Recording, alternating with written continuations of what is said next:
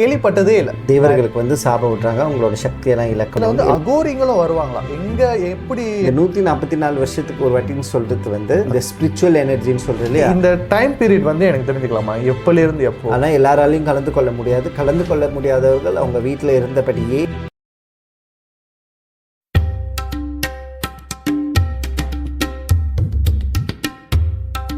வணக்கம் சுவாமிஜி. வணக்கம். எப்படி சுவாமிஜி இருக்கீங்க? நல்லா இருக்கேன், நீங்கள் எப்படி இருக்கீங்க? நான் ரொம்ப நல்லா இருக்கேன். இப்போ சோஷியல் மீடியாலாம் பார்த்தீங்களா, எல்லாம் ரொம்ப ஒரு விஷயம் ஃபேமஸாக ஓடிக்கிட்டு இருக்கு. ஆமாம் ஆமாம், நம்மளோட கும்பமேளா பற்றி தானே சொல்கிறீங்க? ஆமாம், அதே தான். நான் கேள்விப்பட்டதே இல்லை. நான் இந்த விஷயம் இந்த மாதிரி ஒரு கும்பமேளா, மகா கும்பமேளா அப்படின்னு நான் கேள்விப்பட்டது இப்போ தான் வந்து எனக்கே அதை பற்றி கொஞ்சம் தெரிய வருது. முன்னாடி வந்து நம்மள்கிட்ட சோஷியல் மீடியாலாம் இல்லை.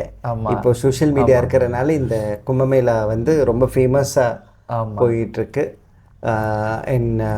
ஏறக்குறைய ஒரு 400 500 மில்லியன் பீப்புள் பிரயாக்ராஜில் ஒன்றா கூடுவாங்க அப்படின்னு சொல்லியிருக்காங்க. அதாவது 400 500 மில்லியன், 500 மில்லியன். ஆமாம் சுவாமிஜி, அந்த சோஷியல் மீடியா இதெல்லாம் இருக்கிறதுனால தான் வந்து இப்போதைக்கு நம்மளோட ஹிந்து சனாதன தர்மத்தில் என்னென்ன நடக்குதுன்னு உடனுக்குடன் நம்மளுக்கு அப்டேட் வந்துக்கிட்டே இருக்குது. சுவாமிஜி, இது எதனால் செலிப்ரேட் பண்ணுறாங்க? இதோட ஹிஸ்டரி என்ன? இதுக்கு ஒரு புராண கதை இருக்குது. நம்மளுக்கு எல்லாம் தெரியும், பார்க்கடலை கடைந்த. ஆமாம், எஸ். அதாவது துர்வாசா மகரிஷி வந்து தேவர்களுக்கு வந்து சாபம் விட்றாங்க, அவங்களோட சக்தியெல்லாம் இழக்கணும்னு. எல்லாரும் மகாவிஷ்ணுக்கிட்ட போய் முறையிடும் போது அவர் சொல்கிறாரு, சமுத்திர பால்கடலை வந்து கடையணும் அப்படின்னு சொல்கிறார். அப்போ என்ன செய்கிறாங்க அப்படின்னு சொன்னால், பகவான் அப்போ தான் கூர்ம அவதாரம் எடுக்கிறதா நம்மளுக்கு அந்த மந்தார மலையை வந்து வச்சு மத்தா வச்சு கடையிறாங்க. வாசுகி பாம்பா பாய்க்கிறாங்க. இந்த மலை மேலே வருது, திருப்பியும் கருடன் மேலே போய் உட்கார்றாரு. அப்போது இதில் வந்து எல்லோரும் அதிலிருந்து மகாலட்சுமி வந்தாங்க, கௌஸ்துபமணி வந்தது, இதெல்லாம் வந்ததுக்கப்புறம் கடைசியாக என்ன சொல்கிறாங்க அப்படின்னு சொன்னால், இந்த அசுரர்கள் வந்து தன்வந்திரி வரார். இந்த தன்வந்திரி அவருடைய கடலில் கையில் அமிர்த கடத்தை வச்சுருக்காரு. இந்த கடத்துக்கு பேர் தான் கும்ப அப்படின்னு பேர். அப்போது இந்த கடத்தை அசுரர்கள் வந்து தூக்கிட்டு ஓடிடுறாங்க.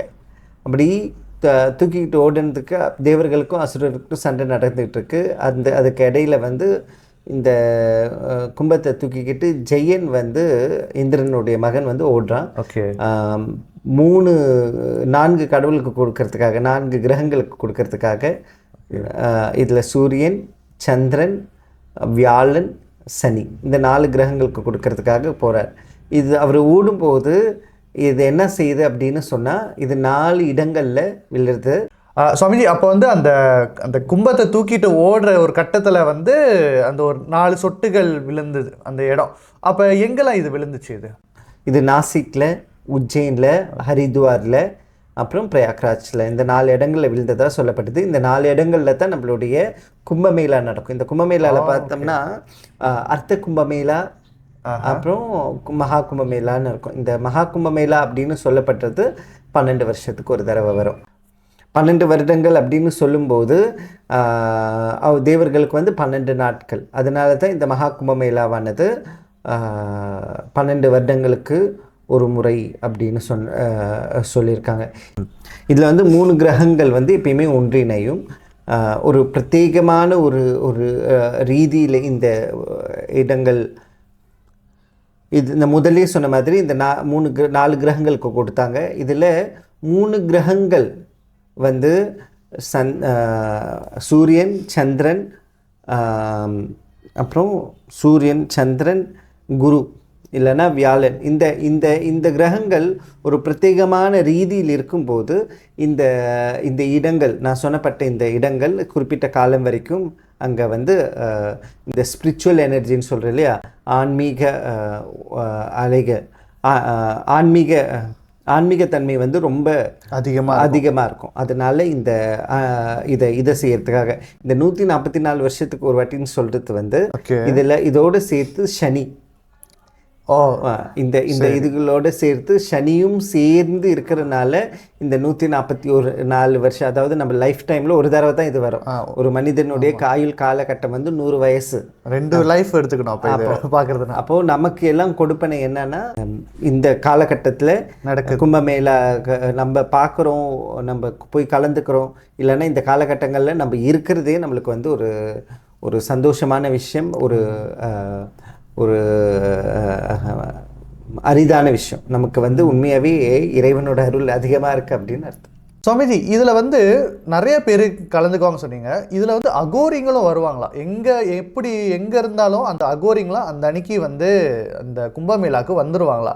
இந்த அகோரிங்களாம் எதுக்காக ஸ்பெசிஃபிக்காக வராங்க? எதனால இந்த டைப் ஆஃப் பீப்புளெலாம் வராங்க? அகோரிகள் அப்படின்னு சொல்கிறதுக்கு பதிலாக இந்த அகோரிகளோடு சேர்த்து நிறைய நாகாசாதுஸ், அதாவது இதில் வந்து சம்பிரதாய பேதங்கள் எதுவுமே இல்லாமல், அதாவது சைவ, வைஷ்ணவ, சாக்த, கௌமார் இந்த மாதிரி எந்த சம்பிரதாய பேதமும் இல்லாமல் உலகில் இருக்கும் அனைத்து சாதுக்களும், முக்கியமாக நாகா சாதுக்களும் வந்து இதில் கலந்துக்குவாங்க. ரொம்ப புதுசாக இருக்குது. நீங்கள் சொல்கிற ஒரு பேர் நாகா சாது அப்படின்னா என்ன? நாகா சாதுனா இந்த நாகா சாதுஸ் அப்படின்னு சொல்லக்கூடியவர்கள் அவங்க வந்து அவர்களை இந்த நாகா சாதுஸ்னு பார்த்தோம்னா துணி இல்லாமல் இல்லை வெறும் ஒரே ஒரு காமனம் கட்டிட்டு இந்த ஜடா முடியோடையெல்லாம் இருக்கக்கூடியவர்களை வந்து நம்ம நாகா சாதுஸ் அப்படின்னு சொல்கிறோம். இந்த நாகா சாதுஸ் வந்து நம்மளுடைய மதத்தை ஒரு காலத்தில் வந்து மற்றவங்கள்ட்ட இருந்து காப்பாற்றினவங்க. அவங்க வந்து பார்த்தோம்னா அவங்க நம்ம மதத்தை காப்பாற்றுறதுக்காக சாதுக்களாக இருந்தாலுமே நம்ம மதத்தை காப்பாற்றுறதுக்காக, நம்மளோட தர்மத்தை காப்பாற்றுறதுக்காக அவங்களுடைய எல்லா சுகங்களையும் விட்டுட்டு தர்மத்துக்காக போராடியவர்கள், தர்மத்துக்காக வாழக்கூடியவர்கள் அவங்க தான் இந்த நாகா சாதுஸ். நம்ம பார்த்தோம்னா இந்த அங்கே இப்போது ஹரித்வார், ரிஷிகேஷ்லாம் சாதாரண நாளில் போனாலுமே நம்ம பார்க்கலாம், துணி இல்லாமல் மேலே ஃபுல்லாக வந்து விபூதி அப்படி இல்லைன்னா இந்த சாம்பலை பூசிக்கொண்டு அவங்க பாட்டுக்கு அவங்களுடைய தர்மத்தை செய்து கொண்டு போவார்கள். தர்மத்துக்கு ஏதாவது ஒன்றுனா முதல்ல நிற்கிறவங்க அவங்களா தான் இருக்கும். ஒரு கார்டியன் மாதிரி அவங்க ஒரு நம்ம மதத்துடைய தர்மத்துடைய பைரவர்கள் அப்படின்னே அவங்கள சொல்லலாம். இப்போ நீங்கள் அந்த நாகா சாதுங்க வந்து நிறைய இடத்துல டிஃபைன் பண்ணியிருக்காங்க. ஒரு கார்டியன் அந்த மாரி சொல்லியிருக்கீங்களா? இந்த ஆபத்து காலம் வரப்போ இந்த மாதிரிலாம் டிஃபைன் பண்ணுறாங்க. இவங்களாம் எந்த டைமில் வந்து டிஃபைன் பண்ணியிருக்காங்க? வேர்ல்ட் வார் 2 சமயத்தில் அவங்க நம்ம தர்மத்துக்காக நின்றுருக்காங்க. அதே மாதிரி பாரத தேசத்தில் அந்த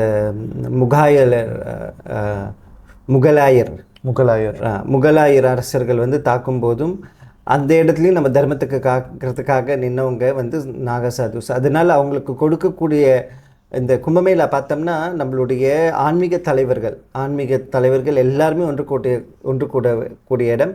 அதுக்கு நம்ம தர்மத்துக்காக அவங்க எப்பயுமே இருக்காங்க அப்படின்றதுக்காக இந்த முதல் குளியல் அப்படி சொல்லுவாங்க. நம்மளுக்கு வந்து இருக்கும் முதல்ல வந்து இந்த அக்காடா குளிக்கணும். ஓகே சுவாமிஜி, ஒன்று நீங்கள் சொல்லியிருந்தீங்க அக்காடா அப்படின்னு சொல்லியிருந்தீங்க. அப்படின்னா என்ன? இந்த அக்காடா அப்படின்னு சொல்லக்கூடியது மொனஸ்ட்ரினா இந்த சாதுக்களை உருவாக்குவதற்காக இப்போது நம்ம சொல்கிறோம் ஃபவுண்டேஷன்ஸ், மிஷன்ஸ், ஆர்கனைசேஷன்ஸ் அப்படி சொல்கிறோம். இந்த அக்காடான்னு சொல்லக்கூடியது நிறைய அக்காடாக்கள் இருக்குது. அதில் இந்த அக்காடாக்கள்னு சொல்லக்கூடியது இந்த அக்காடாக்கள் இந்த மார்க்கத்தில், ஆன்மீக மார்க்கத்தில் முழுமையாக அவங்கள அர்ப்பணித்துக்கணும்னு சொல்கிறவங்களுக்கு ட்ரைனிங் கொடுத்து அவங்கள வந்து அடுத்த நிலைக்கு உயர்த்துவது இந்த அக்காடாக்கள் தான் செய்யும். இந்த அக்காடாக்கள் தான் வந்து நம்மளுடைய தர்மத்தை காப்பாற்றுவதற்காக முக்கியமாக இந்த நாகா சாதுஸ், அகோரிஸ் இவங்களை எல்லாத்தையுமே உருவாக்குறது இந்த அக்காடாலேருந்து தான் இருக்கும். ஒரு ஆர்கனைசேஷன் மாதிரி ஒரு ஆர்கனைசேஷனே அவங்க ரன் பண்ணுறாங்க. ஆமாம், ஆர்கனைசேஷன் அப்படின்னு சொல்கிறதோட இங்கே வந்து அடுத்த ஸ்பிரிச்சுவல் மாஸ்டர்ஸை உருவாக்குறதுக்கான இடங்கள் தான் இது. அதாவது அக்காடாங்கிறது வந்து ஒரு ஆர்கனைசேஷன் இந்த சனாதன தர்மத்தை வந்து மேம்படுறதுக்கு, இந்த ஒன்றும் நல்லா டெவலப் பண்ணுறதுக்கு, அதை கட்டி காப்பாற்றுறதுக்காக உருவாக்குனது இந்த அக்காடாஸ்.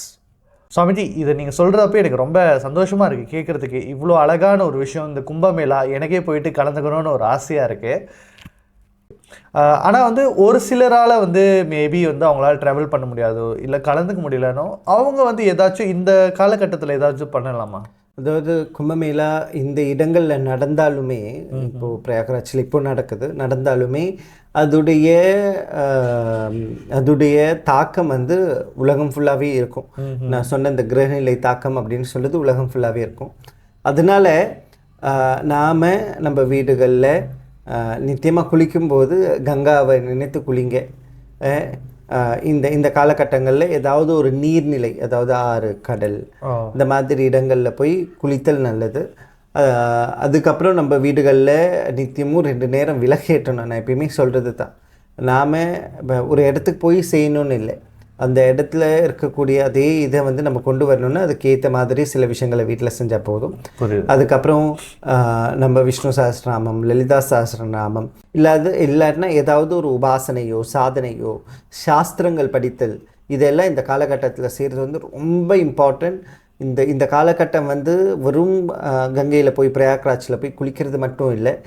அங்கே பார்த்தோம்னா அங்கே நிறைய பேர், அதாவது சாதுக்கள் மட்டும் இல்லாமலே நிறைய பேர் சாதாரண குடும்ப வாழ்க்கையில் இருக்கிறவங்க, இவங்க எல்லாமே, அதாவது கிரகஸ்தாசிரமத்தில் இருக்கிறவங்க கூட அங்கே வந்து தங்கி எல்லாருமே வந்து தபஸ் பண்ணுவாங்க, ஜபத்தபாதிகள் பண்ணுவாங்க. ஜபத்தபாதிகள்னால் ஜபம் பண்ணுறது, தபஸ் பண்ணுறது, இதெல்லாம் அங்கே வந்து பண்ணுவாங்க. அதே மாதிரி நம்ம வீடுகளில் ஏதாவது ஒரு மந்திர சாதனை எடுத்து இந்த காலகட்டத்தில் பண்ணுறது ரொம்ப உசிதம். கண்டிப்பாக பண்ணி பாருங்கள், உங்களுக்கு அதோடைய மாற்றங்கள் வந்து கண்டிப்பாக தெரியும். சுவாமி, இந்த டைம் பீரியட் வந்து எனக்கு தெரிஞ்சுக்கலாமா? எப்போலேருந்து எப்போ? ஜனவரி 13 ஆரம்பித்து விட்டது. ஓகே. நம்மளுக்கு February 26 வரைக்கும் இந்த இந்த நாட்கள் வந்துப்போ இதில் வந்து இடையில வந்து நம்மளுக்கு ஒரு வசந்த பஞ்சமி வர்றது. ஆமாம். பௌர்ணமி, 2 பௌர்ணமி வரும், ஒரு அமாவாசை வரும். அந்த இடத்துல போய் அதில் கலந்து கொள்வது சிறப்பு. ஆனால் எல்லாராலையும் கலந்து கொள்ள முடியாது. கலந்து கொள்ள முடியாதவர்கள் அவங்க வீட்டில் இருந்தபடியே நான் சொன்ன மாதிரி ஏதோ ஒரு ஜபமோ இல்லை எனக்கு எதுவுமே தெரியாது ஒரு தேவாரம் பாடுங்க, ஒரு அபிராமி அந்தாதி பாடலாம், திவ்ய பிரபந்தம் பாடலாம். நம்மளுக்கு என்ன தெரியுமோ அதை ஒரு உபாசனையாக எடுத்துக்கொண்டு ஏதாவது ஒரு பாடலை எடுத்துக்கொண்டு இந்த ஜபத்தை பண்ணார்கள் அப்படின்னு சொன்னால் அது வந்து அவங்களுக்கு அளவில்லாத பயனை தரும். சுவாமிஜி, எனக்கும் ஆசை வந்துருச்சு அங்கே போயிட்டு கலந்துக்கணும் அந்த மாதிரின்னு. யாரெல்லாம் வந்து முடிஞ்சிச்சோ அவங்களால போயிட்டு இதை கலந்துக்கிட்டால் ரொம்ப பலன் அளிக்கும் எனக்கே தெரியுது. தர்மச்சுடர் நேயர்கள், இந்த காணொலியை வந்து நீங்கள் எல்லாமே பார்த்துருப்பீங்க. இந்த கும்பமேளா அதோட அழகு என்ன, அதோட புராணம் என்ன, அதோட பலன் என்ன, எப்படியெல்லாம் அதை கொண்டாடலாம், அப்படி போக முடியலனாலும் என்னென்னலாம் பண்ணலாம் அப்படின்னு ரொம்ப அழகாக சுவாமிஜி நம்மளுக்கு சொல்லியிருக்காரு. உங்களால் முடிஞ்சால் கண்டிப்பாக அந்த கும்பமேளாவில் போயிட்டு கலந்துக்கோங்க. கலந்து இறைவனோட அருளை பெற்று வாங்க. இன்னும் பல நல்ல காணொளிகளுடன் உங்களை நாங்கள் மீண்டும் சந்திக்கும் வரை உங்களிடமிருந்து விடைபெறுவது நான் தீபன் தனிகாஜலம் மற்றும் பிரம்மச்சாரி சுஜித் சைத்தன்யா. நன்றி, வணக்கம்.